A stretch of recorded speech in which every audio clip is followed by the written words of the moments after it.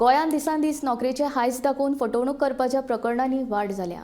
PWD खात्यान civil engineer नोकरी दिता म्हूण काणकोण लोलयेच्या निशा च्यारी हिका 15 लाखांची तोपी घातली। ह्या प्रकरणात निशा च्यारी हिणे मिथिल च्यारी, प्रितेश च्यारी तशेंच पराग रायकर हांचे आड काणकोणा पुलिशेन कागाळ दाखल केल्या।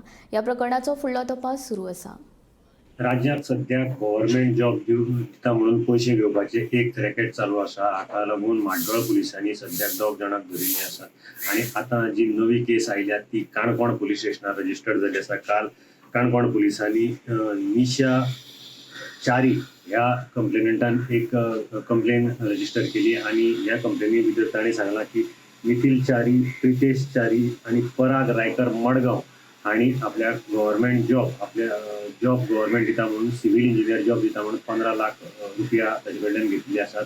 हे पैसे पयलीं हो जॉब आशिल्लो तो निशा च्यारीच्या देराक दिवपाचो आशिल्लो आणि ताका लागून पयलीं 6 लाख जे आसात ते प्रितेश च्यारी हाज्या अकाउंटाक ट्रान्सफर केले। ताजे नंतर 6 लाख आसात ते मिथिल च्यारीच्या अकाउंटाक ट्रान्सफर केले आणि 3 लाख आशिल्ले ते पार्टली कॅशान दिल्ले आणि ताजे नंतर हे सगळे जे पैसे आसात हे पराग रायकर हो मडगांवचो हाजे अकाउंटाक ट्रान्सफर केले आणि ही केस काणकोण पुलिसांनी रजिस्टर केल्ली आसा।